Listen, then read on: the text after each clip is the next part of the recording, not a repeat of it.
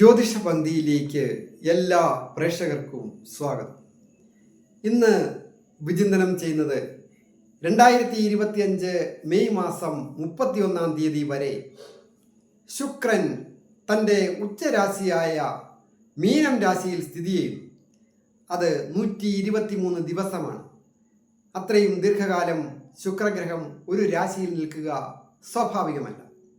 എന്നാൽ ഈ പ്രാവശ്യം ദീർഘകാലം തൻ്റെ ഉച്ചരാശിയിൽ നിന്നുകൊണ്ട് ശക്തനായ ആ ശുക്രൻ അനുഗ്രഹം തന്നുകൊണ്ടിരിക്കുകയാണ്.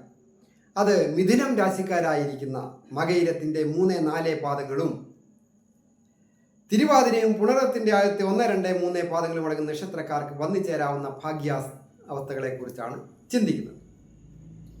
അത് ഒരു പരിവർത്തന മഹായോഗം കൂടിയാണ്. ശുക്രനെ കൊണ്ടുള്ള യോഗാവസ്ഥകൾ കൂടാതെ ശുക്രൻ 12-ാം ഭാവത്തിൻ്റെ അധിപനാണ് മിഥുനം രാശിക്കാർ. 12-ാം ഭാവാധിപനായിരിക്കുന്ന ആ ശുക്രനും തൊഴിൽ സ്ഥാനത്തിൻ്റെ അധിപനായിരിക്കുന്ന 10-ാം ഭാവത്തിൻ്റെ അധിപനായിരിക്കുന്ന വ്യാഴവും തമ്മിലാണ് പരിവർത്തനം. സ്ഥാനഭ്രംശസ്ഥാനത്തിൻ്റെ ആധിപത്യമുള്ള ആ ശുക്രൻ 5-ാം ഭാവാധിപത്യം കൊണ്ട് ത്രികോണാധിപനായിരിക്കുന്ന ഭാഗ്യാധിപൻ കൂടിയാണ്. അങ്ങനെയുള്ള ആ ഭാഗ്യാധിപൻ തൊഴിൽ സ്ഥാനത്ത് നിൽക്കുമ്പോൾ തൊഴിൽപരമായ അഭിവൃദ്ധികൾ വന്നു ചെയ്യും. ട്രാൻസ്ഫറോട് കൂടിയ ഒരു പ്രൊമോഷൻ കിട്ടുക, അല്ലെങ്കിൽ സ്വന്തം നാട്ടിൽ ജോലി ചെയ്തുകൊണ്ടിരുന്നവർക്ക് പെട്ടെന്ന് വിദേശത്ത് പോകുവാൻ ഒരു ചാൻസ് കിട്ടുക, നല്ല ഉയർന്ന ശമ്പളത്തോടു കൂടി. നാട്ടിലൊക്കെ ചെറിയ ചെറിയ ശമ്പളത്തിലൊക്കെ ജോലി ചെയ്തിരുന്നവർ സ്വന്തം നാട് വിട്ട് പോകുന്നതിനും, അത് ഗമനാധിപനായിരിക്കുന്ന രാഹുവും ആ മീനം രാശിയിൽ ഇപ്പോൾ സ്ഥിതി ചെയ്യുന്നുണ്ട്. അപ്പോൾ വളരെയധികം വിജയങ്ങൾ വന്നു ചേരേണ്ടതാണ്. സ്ഥാനഭ്രംശസ്ഥാനത്താണ് വിദേശത്തെ സൂചിപ്പിക്കുന്ന ഭാവത്തിൻ്റെ ഒരു ഭാവത്തിലാണ് ആ വ്യാഴഗ്രഹം സ്ഥിതി ചെയ്യുന്നത്. വ്യാഴഗ്രഹം ഒരു ജലരാശി അധിപനാണ്. ജലരാശി അധിപന്മാർ, ജലഗ്രഹങ്ങൾ പരസ്പരം പരിവർത്തന മഹായോഗത്തിൽ നിൽക്കുന്നു. അപ്പോൾ ചന്ദ്രൻ്റെ സ്ഥിതി കൊണ്ട് ഏതാനും ദിവസം കേസരി യോഗവും ശരഭയോഗവും ഒക്കെ വന്നു ഭവിക്കുന്നു. കൂടാതെ കേന്ദ്രത്തിൽ പ്രബല ഗ്രഹമായ ആ ശുക്രൻ നിൽക്കുന്നതിനാൽ മറ്റ് പ്രധാന പ്രബല യോഗങ്ങളും വന്നു ചേരും. അമലായോഗം പോലെയുള്ള യോഗങ്ങൾ. അപ്പോൾ തൊഴിൽപരമായ നേട്ടങ്ങൾ വന്നു ചേരുക. അത് സ്വന്തം നാട്ടിലായാലും വിദേശത്തായാലും കലാരംഗവുമായി ബന്ധപ്പെട്ടോ മറ്റ് കായികമായ രംഗങ്ങളുമായി ബന്ധപ്പെട്ടോ യോഗങ്ങൾ വന്നു പെടുന്നതിനുള്ള യോഗമുണ്ട്. 11-ാം ഭാവത്തിൻ്റെ അധിപനായിരിക്കുന്ന ചൊവ്വ ആ മിഥുനം രാശിയിൽ നിൽക്കുമ്പോൾ തേജസ്സും ഓജസ്സും ഒക്കെ വർദ്ധിക്കുകയും ഒരു കാര്യം ഉത്തരവാദിത്തത്തോടു കൂടി ഏറ്റെടുത്ത് പ്രവർത്തിക്കുവാനുള്ള ഒരു ധൈര്യമൊക്കെ വന്നു ചേരുന്ന ഒരു സന്ദർഭമാണ്.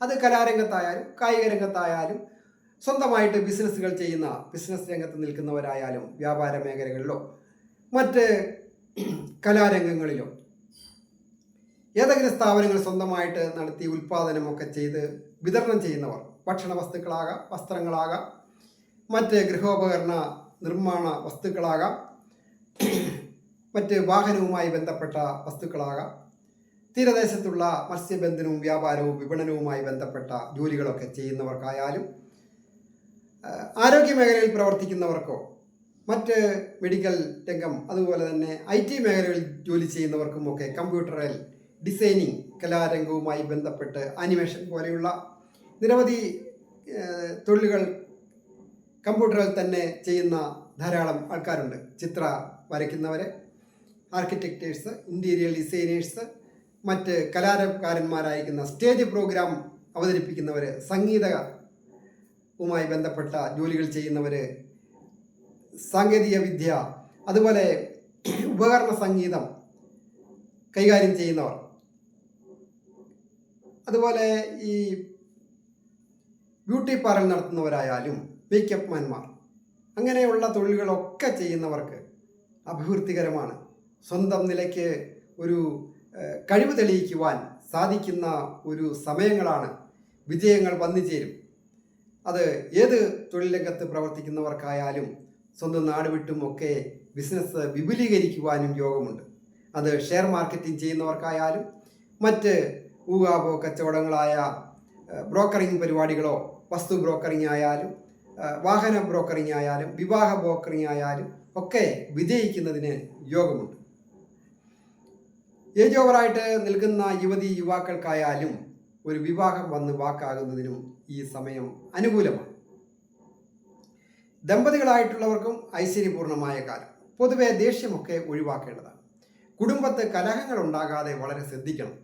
അതായത് കേതു അവിടെ കുടുംബത്തെ സൂചിപ്പിക്കുന്ന 4-ാമിടത്ത് സ്ഥിതി ചെയ്യുന്നുണ്ട്. സാഹസികമായിട്ട് വാഹനങ്ങൾ കൈകാര്യം ചെയ്യുവാൻ പാടില്ല. സർവേശ്വരകാരകനായിരിക്കുന്ന വ്യാഴം, ആ വ്യാഴം 4-ാം ഭാവമായ കുടുംബത്തെ സൂചിപ്പിക്കുന്ന, ഗൃഹത്തെ സൂചിപ്പിക്കുന്ന, മാതാവിനെ സൂചിപ്പിക്കുന്ന, സുഖത്തെ സൂചിപ്പിക്കുന്ന സുഖസ്ഥാനമായ 4-ലേക്ക് ദൃഷ്ടി ചെയ്യുന്നുണ്ട്. അപ്പോൾ 4-ാം ഭാവത്തെ സൂചിപ്പിക്കുന്ന കാര്യങ്ങൾക്കൊക്കെ ഒരു പരിധിവരെ ദൈവാധീനം തുണയായിട്ട് ഉണ്ടാകും. എങ്കിലും നമ്മൾ ശ്രദ്ധിക്കേണ്ടത് നമ്മൾ തന്നെ ശ്രദ്ധിക്കണം. അധിക സാഹസികത പാടില്ല. ക്ഷമയും വിട്ടുവീഴ്ചയും ഒക്കെ ആവശ്യമാണ്.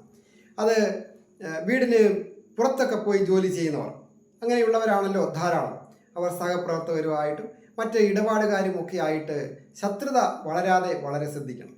അത് രാഹു തൊഴിൽ സ്ഥാനത്ത് നിൽക്കുമ്പോൾ ചില വിഘടനവാദപരമായിട്ട് തെറ്റിദ്ധാരണകൾ ഉണ്ടായി സുഹൃത്തുക്കൾ ചിലപ്പോൾ നമ്മളോട് ദേഷ്യപ്പെടുകയൊക്കെ ചെയ്താൽ അതത്ര കാര്യമാക്കേണ്ട കാര്യമില്ല. നമ്മുടെ സത്യസന്ധത നമുക്ക് മാത്രമേ ഒരുപക്ഷെ മനസ്സിലാവുകയുള്ളൂ. മറ്റുള്ളവരെ പറഞ്ഞ് ബോധ്യപ്പെടുത്താൻ സാധിക്കാത്ത അവസരങ്ങൾ വന്ന് ചിലപ്പോൾ അഭിപ്രായ വ്യത്യാസങ്ങൾ ഉണ്ടാകാതെ വളരെ ശ്രദ്ധിക്കണം. വന്നു ചേരുന്ന ധനം വേണ്ട രീതിയിൽ വിനിയോഗിക്കുവാനായിട്ട് സാധിക്കും. ഗൃഹം പുതുക്കി പണിയുന്നതിനോ പുതിയ ഗൃഹം വാങ്ങുന്നതിനോ ഒരു ഭൂമി വന്നു ചേരുന്നതിനോ ഒക്കെ നല്ല യോഗമുള്ള ഒരു സമയമാണ്. കുറച്ചൊരു കടങ്ങളൊക്കെ വരാം, അതൊക്കെ സ്വാഭാവികമായിട്ട് വീടിപ്പോവും. വലിയ വലിയ അസാധ്യമായ കടങ്ങളൊന്നും വരാതെ വളരെ ശ്രദ്ധിക്കണം. വിദ്യാർത്ഥികളായിരിക്കുന്നവർക്ക് വിദ്യാ വിജയങ്ങളൊക്കെ വന്നു ചേരും. ടെസ്റ്റുകളൊക്കെ എഴുതുന്നവർക്ക് പാസ്സാകുന്നതിന് യോഗം. കാർഷിക രംഗത്ത് പ്രവർത്തിക്കുന്നവർക്കും അഭിവൃദ്ധികരമാണ്. അത് മൃഗസംരക്ഷണ വിഭാഗമായാലും മത്സ്യ സമ്പത്ത് കൈകാര്യം ചെയ്യുന്ന മത്സ്യകൃഷി ചെയ്യുന്നവരായാലും ഒക്കെ അവർക്കൊക്കെ അഭിവൃദ്ധികൾ ഈ ശുക്രൻ്റെയും വ്യാഴത്തിൻ്റെയും ഒക്കെ സ്ഥിതി കൊണ്ട് വന്നു ചേരുവാനായിട്ട് യോഗമുണ്ട്. പ്രധാനമായിട്ട് മഹാവിഷ്ണു ക്ഷേത്ര ദർശനം നടത്തി പ്രാർത്ഥിക്കുകയും അതുപോലെ തന്നെ നാഗരാജാവിന് മഞ്ഞൾപ്പൊടിയൊക്കെ സമർപ്പിച്ച് പ്രാർത്ഥിക്കുക. നവഗ്രഹ പ്രതിഷ്ഠയുള്ള ക്ഷേത്രത്തിൽ ശുക്രന് പ്രത്യേകം പൂജയൊക്കെ അർപ്പിച്ചാൽ കൂടുതൽ അഭിവൃദ്ധി വരികയും ദോഷങ്ങളൊക്കെ മാറുകയും ചെയ്യും. ഞാൻ ഹരികുമാർ, ദേവി ജ്യോതിഷാലയം, കാവുംപടി, മണർകാട്, കോട്ടയം. ഈ ചാനൽ പേരും നക്ഷത്രവും ചേർത്ത് കമൻറ്റ് ചെയ്യുകയും സബ്സ്ക്രൈബ് ചെയ്യുന്നവർക്കും വേണ്ടി പ്രത്യേകം പ്രാർത്ഥിക്കുന്നു. അതുപോലെ തന്നെ ജ്യോതിഷ കാര്യങ്ങൾക്ക് നേരിട്ട് വരികയോ ഫോൺ വിളിച്ച് ചോദിക്കുന്നതിനും അവസരമുണ്ടായിരുന്നു. എല്ലാവർക്കും നന്മ വരുവാനായിട്ട് പ്രാർത്ഥിക്കുന്നു.